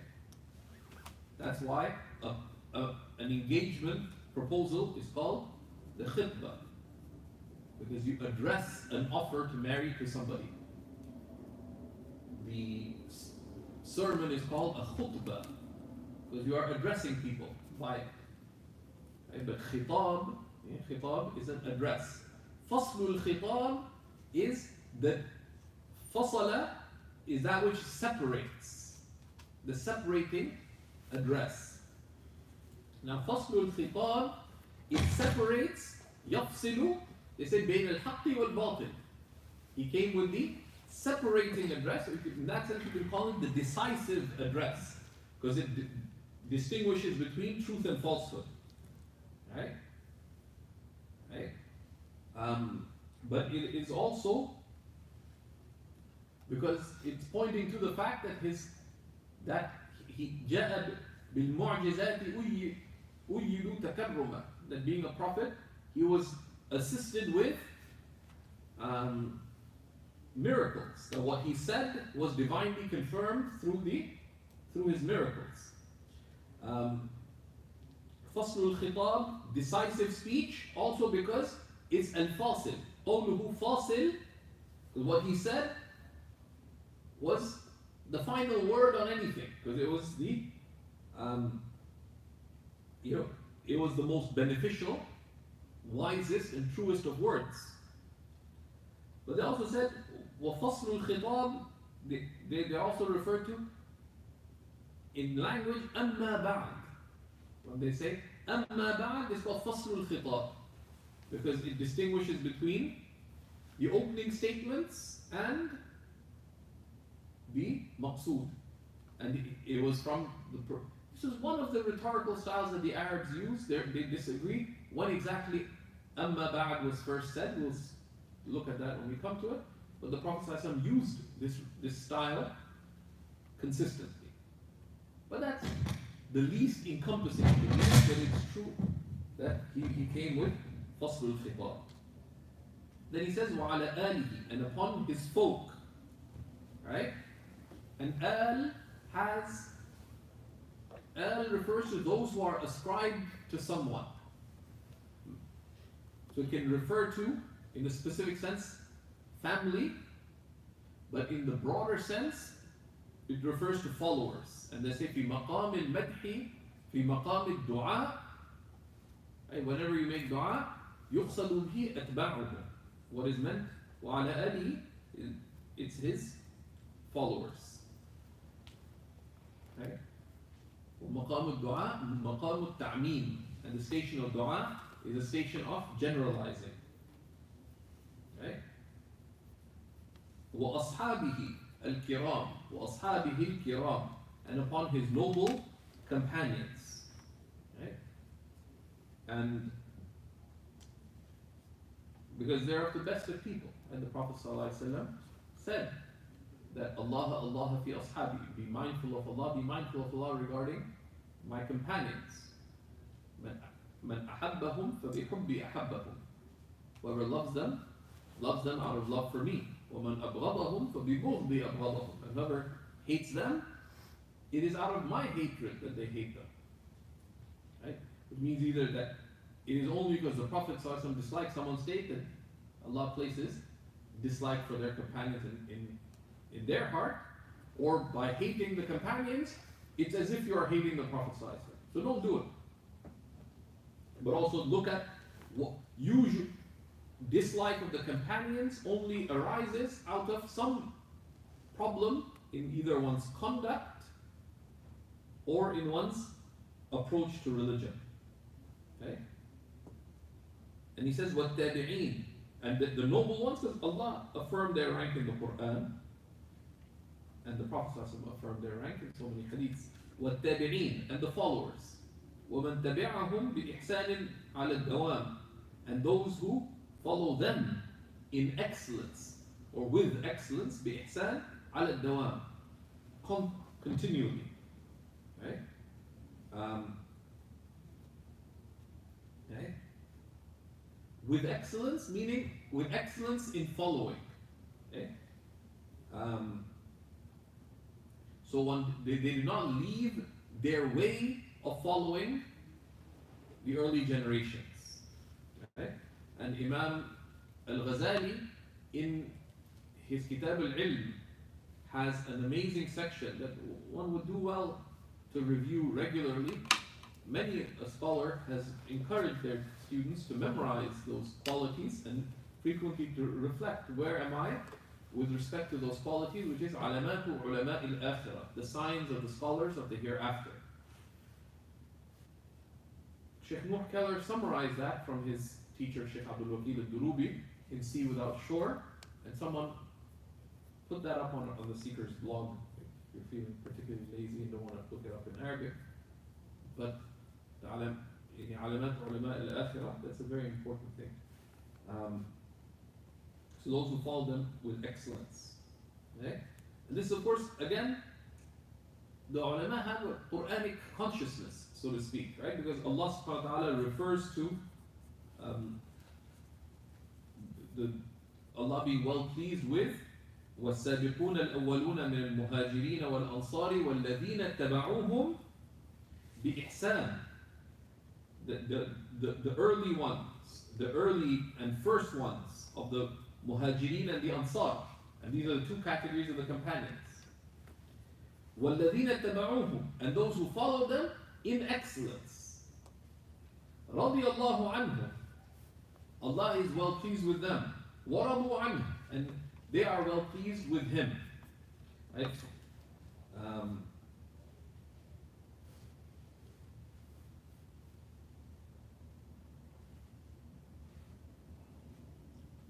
Then he says, وَبَعْدْ, to proceed. Right? And this has been stated as being فصل الخطاب, the distinguishing speech. This was from the norms of the Arabs. It was used before the Prophet ﷺ, but the Prophet ﷺ made it a consistent habit, which is why it is from the Sunnah, if one is speaking in Arabic, to use أَمَّا بَعْدْ. أَمَّا بَعْدْ is fuller. Sometimes they abbreviate it to وَبَعْدْ, to proceed. And there's a grammatical meaning of it, right? But I won't go into that. You can find it. And a number of scholars wrote treatises on the meanings and implications of أَمَّا بَعْدْ. Some of these are published actually.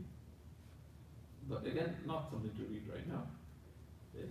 Among them, a book called إحراز السعد بإنجاز الوعد بمسائل أما بعد. Anyways. So the author, the commentator, rahimahullah, says, وَبَعْدْ فَيَقُولُ أَحْمَدُ الدَّمَنْهُورِ رحمه الله بلغه الله الآمال ورزقه التوفيق في الأقوال والأفعال. Says Ahmad al-Damanhuri says, may Allah make him reach all his aspirations, amal, and then may He grant him divine facilitation, tawfiq, in his words and his actions. Okay? So, some of the editions have a number of titles connected with his name. That of course, those are added by the nasikh. There's some things that are permitted to add, right? Like reasonable titles, for example. Right? Someone passed away, you can add rahimahullah, right? Etc. Ahmad al-Damanhuri. And Damanhur is a place not far from Cairo, right? Amal are hopes, right? It's plural of amal, and there's a relationship between amal and raja. Amal is a hope in general. It could be good or bad, but very often, amal is something it's a wish. It's something you wish for in the future. Raja is stronger because raja is something you wish for, and it's connected with taking the means that will normally result in the attainment of what you wish for. Okay? So raja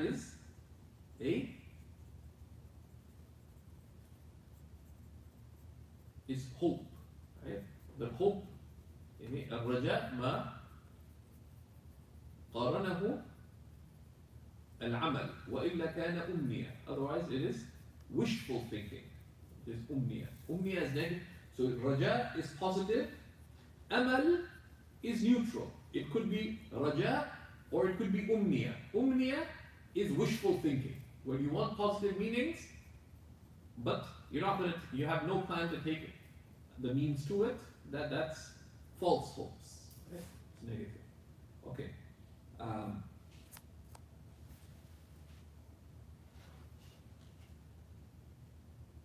وَرَزَقَهُ التَّوْفِيقِ. Tawfiq is for one's actions to correspond to the good pleasure of Allah subhanahu wa ta'ala. Right? It's أن يجعل الله عمل العبد موافقا لمرضاته. It's for Allah to make the actions of a servant correspond to His good pleasure. That's one of the definitions of tawfiq. Another definition of tawfiq is خلق الطاعة خلق الله الطاعة في عبده. Is for Allah to create obedience in the servant. That's tawfiq. And they're of course interrelated. There's many definitions of tawfiq. Complete tawfiq is exceedingly rare. See, Abdul Ghani Nabulsi in his work Nihayat al-Murad, he uses the absolute tawfiq. Tawfiq, how many times is mentioned in the Quran? Only once. So the absolute tawfiq من كل وجه من أندر النوادر وما توفيقي إلا بالله, and my success is only by Allah. And he points to the fact that absolute success is the Prophet ﷺ, right? But there are degrees of success and non-success, right? So let's focus on the text. So may Allah grant him and us tawfiq, divine facilitation in words and actions. فسألني بعض الطلبة المبتدئين. I was asked by some beginning students أن أشرح سلم المنطق شرحا يكون في غاية اللين. Right? I was asked by some beginning students to explain أشرح سلم المنطق. Right? سلم المنطق, he uses a descriptive title for it. سلم المنطق, its title is السلم المنورق. But the sulam in mantiq, because the term sulam, it refers to a ladder. There's many works with the same title in Shafi'i fiqh, in Sulam al-Tawfiq, many, it's often used, but Sulam al-Mantiq, although of course in the subcontinent there's another work called a Sulam that they teach, which is much more advanced. السلم المنورة شرحا يكون في غاية اللين, a commentary that will be of the utmost of ease. Layyin literally is softness, but here it's being used with the meaning of ease. There's nothing coarse or chunky or gritty about it. في غاية اللين. And part of the reason being because the commentary is, because this is meant to be a primer in mantiq, the Sulam al-Munawwarah, but most of the commentaries upon it complicated. So while those are useful commentaries for the one actively studying mantiq, they expand their توسع مداركه, they expand their capacity to think and reason. But the one who just wants to learn how to reason, they don't want expansions right now. They just want to understand. Right? So it's pointing to the fact that most of the other commentaries were difficult. So, وَأَنْ لَا أَزِيدَ عَلَى حَلِّ أَلْفَاظِهِ, and I do no more than unpack his words, meaning to clarify his words. لِيَظْفَرَ بِفَهْمِ مَعْنَاهُ مَنْ هُوَ مِنْ حُفَّاظِهِ, in order that those who have memorized it can now attain unto its meanings. The reason the Sulam al-Munawwarah is written as a poem, part of the point is of memorizing it is to retain, the people wrote poems is that so people can retain the meanings. But it's not a condition for this class to memorize the text, but one needs to know the key concepts. And one needs to memorize the definitions of the key concepts. And we'll point out what are the key definitions and so on. And that's integral. If someone wants to memorize it, it doesn't hurt, but they should prioritize memorizing Jawhara al-Tawheed, prioritize memorizing things in Aqidah, fiqh, and so on. But the core definitions and concepts, there's no way around memorizing them. فَأَجَبْتُهُ لِذَلِكَ, so I answered them in this request. مُسْتَعِينًا بِالْقَادِرِ الْمَالِكِ, relying in that upon the able, the master, the owner, the king, Allah subhanahu wa ta'ala. مُسَمِّيًا لَهُ, naming it بِإِيضَاحِ الْمُبْهَمِ, clarifying the unclear min ma'ani sulam, of the meanings of as-sulam, literally the ladder. طالبا من السميع البصير, seeking from the hearing and all-seeing, and ينفع به, that he benefit by it كما نفع بأصله, as he benefited from the original work, meaning السلم المنور. إنه على ذلك قدير, for truly he is able to do that. He is truly able to do that. So that's just the author's introduction. I want to give a brief background of the text. Then ثم قال رحمه الله تعالى بسم الله الرحمن الرحيم الحمد لله الذي قد أخرج نتائج الفكر لأرباب الحجة. We'll just read the opening lines of the poem because it tells you something about that. الحمد لله الذي قد أخرج. The author of the poem says, all praise is due to Allah who's brought out نتائج الفكر لأرباب الحجة, was brought out the results of sound thinking to those of intellect. وحط عنهم من سماء العقل, and he removed for them from the sky of intellect كل حجاب من سحاب الجهل, every veil of the clouds of ignorance. حتى بدت لهم شموس المعرفة رأوا مخدراتها منكشفة, until there manifested for them the suns of knowing. So they saw what was previously hidden manifest. Right? That's a beautiful opening to the poem. So we'll look at that, and one of the first things that he discusses is, again, he defines the basmala, the hamdalillah, which we'll go into, but then he'll give us the first of the discussions is what is the hukum of learning logic. So we will look at that, but the opening lines make clear the purpose of studying logic, right? That all praise is due to Allah who's brought out the results of sound thinking for those of intellect. That sound thinking is a gift from Allah subhanahu wa ta'ala. مَنْ وَجَدَ خَيْرًا فَلْيَحْمَدِ اللَّهِ. Whoever finds the good, let them praise Allah. That's one of the implications of Allah subhanahu wa ta'ala blessing the servant. لَقَدْ كَرَّمْنَا بَنِي آدَمَ. We have honored the children of Adam because He granted human beings intellects. But that's asas al-taklif, that is the basis of moral responsibility. That He has granted us intellects, but the purpose of the intellect is to facilitate ubudiyya to Allah subhanahu wa ta'ala. That is al-ilm al-aql. That is honored by ubudiyya. Right? Is the intellect that reasons so that it may be in submission to Allah. The aql can also cause one to hold back from obedience to Allah by becoming haughty, and that is the aql. That is the al-aql al-iblisi. That is the satanic intellect.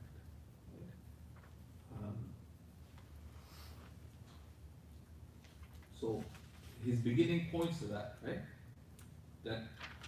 And it points to the purpose of thinking, which is nata'ij al-fikr, to have sound conclusions in one's thinking. For those of hijja is a name for intellect, so that وَحَطَّ عَنْهُمْ مِنْ سَمَاءِ الْعَقْلِ, he removed for them from the sky of the intellect, because the intellect is capable of all kinds of reasoning. كُلَّ سَحَابٍ, but the sky of the intellect, right, gets occluded. كُلَّ حِجَابٍ مِنْ سَحَابِ الْجَهْلِ, every veil of the clouds of ignorance. So ignorance is like clouds that occlude the intellect. حتى بدت لهم شموس المعرفة, until they manifested for them the suns of gnosis, of knowing. Of course, ma'rifah is coming to know, but he is pointing to the higher knowing, which is the knowing of Allah subhanahu wa ta'ala. So they beheld مخدراتها منكشفة, that which was hidden, and the khidr is where the young women would stay veiled from outsiders, and we'll look at,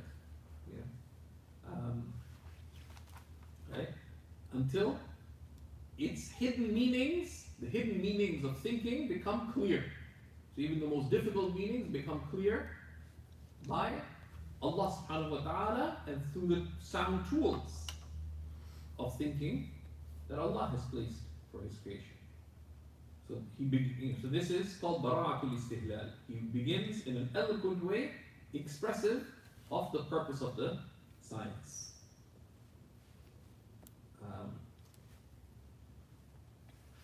And so we'll stop there. We ask Allah subhanahu wa ta'ala to benefit us through this text as He benefited us, as He benefited those who come before us, and make it a means of great reward for both the author and the commentator. Shaykh Adib Kallas, who had the honor of studying this text with, he felt that Idah al-Mubham was the ideal starting point for someone to study mantiq, and he felt that if someone wanted to study more logic, to study it again.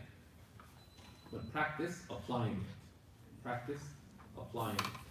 And of course, he didn't deny studying more texts. Alhamdulillah, I got to study the text after this one as well. But he put great emphasis in it. So before we moved on to the next text we studied, I read it cover to cover with him 3 times. Once in my own class, and someone else was studying, said, join that class as well. I think there was these really annoying Algerian students who were really, Algerians are wonderful people. These are really gruff, uncivilized folk, but it was a dars and adab. They annoyed, and I wanted this guy just leave. Once Shaykh Adib was looking really tired, he explained one of the most complicated sections in the text, which is Mabhath al-Ashkal, the different ways you can structure an argument. Shaykh Adib used to keep a red tape recorder in front of him so that students wouldn't have to use up their batteries, and you couldn't get rechargeable batteries in Damascus at the time. But buying batteries for your tape recorder got expensive for students. So he just keep a tape recorder in front of him so people could just put their tape, record it. He explained the whole lesson, and I said, Shaykh, في من تريد الدرس? I said, can you, Shaykh, can you? And you don't just call someone Shaykh, like there's a way of address. Can you repeat the lesson? Because it didn't get recorded. Shaykh Adib apologized, said, I pressed the wrong button. It wasn't him, it was them. But you have become old and sakatira and this and that. I said, ما في مشكلة.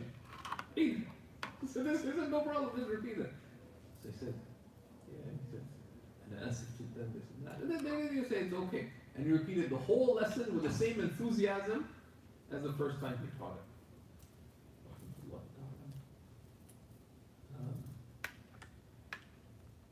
And so, we'll start from the opening of the text itself, from line 1, next class.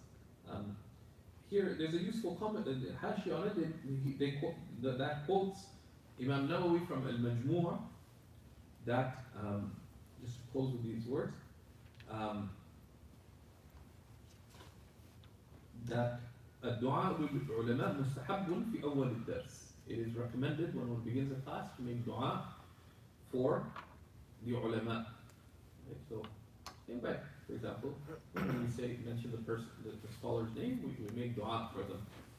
Okay? I know it says, and inshallah, we'll uphold this advice ourselves. ويقدم على الدرس تلاوة ما تيسر من القرآن. One precedes the lesson by reciting something that's facilitated of the Quran. ثم يبسمل. Then one says the basmala. ويحمد الله تعالى. Then one says blessing on the Prophet sallallahu alaihi wasallam. then when praises Allah ويصلي ويسلم على النبي صلى الله عليه وسلم وآله ثم يدعو للعلماء الماضين من مشايخه, will make dua for the past scholars of one's teachers ووالديه and one's parents والحاضرين and the present وسائر المسلمين and for all Muslims. Then, and it's also recommended, he says, to say حسبنا الله ونعم الوكيل ولا حول ولا قوة إلا بالله العلي العظيم. Right? And he mentions this, inshallah. We'll try to make it a habit to uphold this. This is good advice. And our mashayikh. Different mashayikh have different things that they mention in the beginning and what they mention at the end. But this is, it's good if one hears good advice to listen to it. So we'll try to do that. Sallallahu alayhi wa sallam. Alhamdulillah.